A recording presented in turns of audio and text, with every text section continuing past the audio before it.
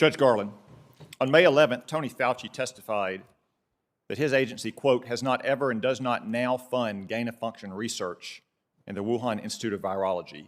Last week, his agency admitted that they had, in fact, funded gain-of-research in the Wuhan Institute of Virology. Are you investigating Tony Fauci for lying to Congress? So the long-time rule in the Justice Department is not to discuss pending investigations, potential investigations. Okay, that's fine. That's fine. Do you believe Tony Fauci was truthful when he said his agency had never funded gain-of-function research? This is outside of my scope of knowledge. Let's turn to your outrageous directive sicking the feds on parents at school boards across America. When you crafted that October 4th memo, did you consult with senior leadership at the FBI? My understanding was that the memo, or the idea of the memo, had been discussed with the FBI before it got. Did anyone at the FBI express any doubt or disagreement or hesitation with your decision to issue that memo? No one expressed that to me. No one? To me. No one expressed that to me, no. Because a lot of them have contacted us, and they said they did, Judge. I'm sorry? A lot of FBI officials have contacted my office and said that they oppose this decision. Well, I doubt any of them spoke to me about it because I didn't speak to no one. All right. Made that All right. to me. Judge, you've repeatedly dissembled this morning about that directive. For instance, about the National Security Division. Chuck Grassley asked you a very simple question, why you would sick the National Security Division of the Department of Justice on parents.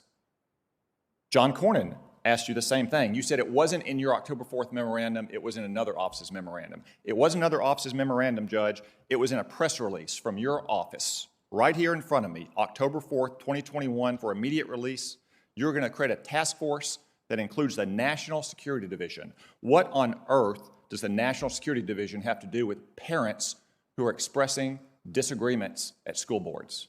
Nothing in this memorandum or any memorandum is about parents expressing disagreements with their school boards. The memorandum makes clear that parents are entitled and protected by the First Amendment to have vigorous debates. We don't, the Justice Department is not interested in that question at all. It is okay, so even in that case, what is the National Security Division, Judge? These are the people that are supposed to be chasing jihadists and Chinese spies. What does the National Security Division have to do with parents at school boards? This is not, again, about parents at school boards. This is about threats of violence. Okay, let me turn to that because you've said that phrase repeatedly throughout the morning. Threats or violence and threats of violence. Violence and threats of violence. Yeah. We've heard it a dozen times this morning. As Senator Lee pointed out, the very first line in your October 4th memorandum refers to harassment and intimidation. Why do you continue to dissemble in front of this committee that you are only talking about violence and threats of violence when your memo says harassment and intimidation?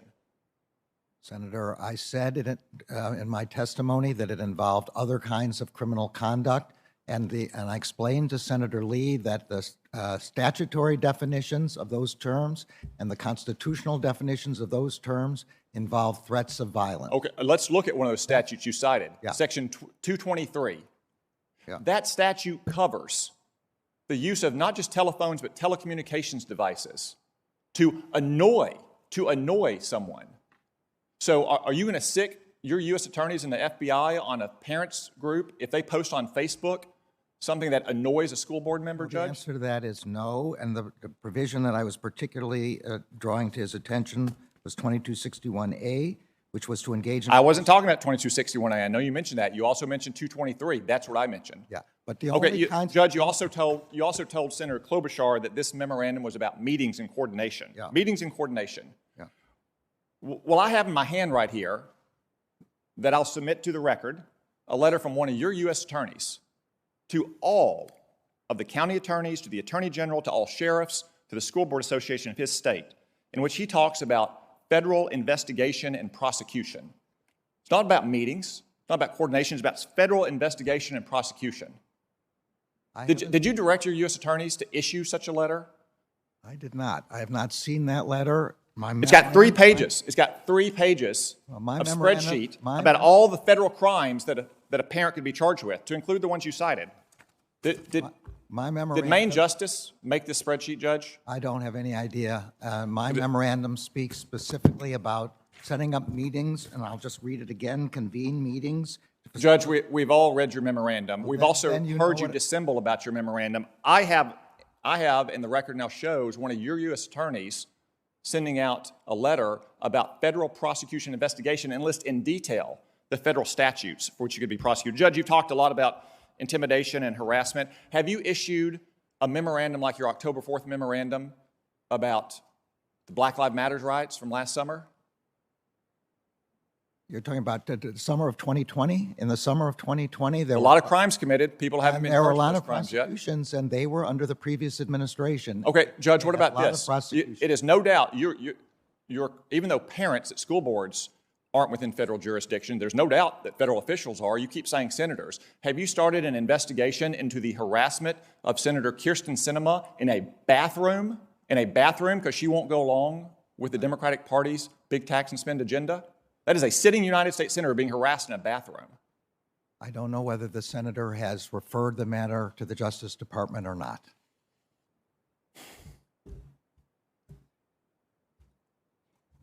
You've cited as the basis for that directive the National School Board Association's letter of September 29th. Was that directive being prepared before September 29th, before the School Board Association letter was issued?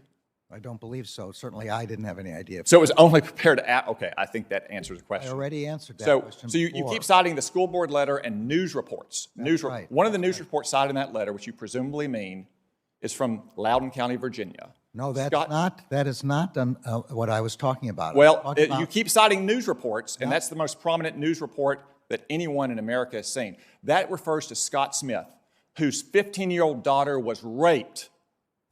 She was raped in a bathroom by a boy wearing girls' clothes, and the Loudoun County School Board covered it up because it would have interfered with their transgendered policy during Pride Month. And that man, Scott Smith, because he went to a school board and tried to defend his daughter's rights, was condemned internationally. Do you apologize to Scott Smith and his 15-year-old daughter, Judge? Senator, anyone whose child was raped is the most horrific crime I can imagine, and is certainly entitled and protected by the First Amendment to protest to their school board about this. But he was cited by the School Board Association That's fine, as a but that's domestic not- terrorist, which we now know that letter and those reports were the basis for your No, Senator, this is that's wrong. shameful. Judge, this That's- is shameful. This testimony, your directive, your performance is shameful. Okay, that's not correct. Thank God you are not on the Supreme Court. You That- should resign in disgrace, Judge. General Garland, do you want to complete your answer on? Okay, I wasn't sure there was a question there, but let me be clear. The news reports I'm talking about were not the news reports in that letter. They were other news reports that everybody here has heard about, subsequent reports that everybody has heard about. There is nothing in this memorandum, and I wish if senators were concerned about this, they would quote my words. This memorandum is not about parents being able to object in their school boards. They are protected by the First Amendment. As long as there are no threats of violence, they are completely protected.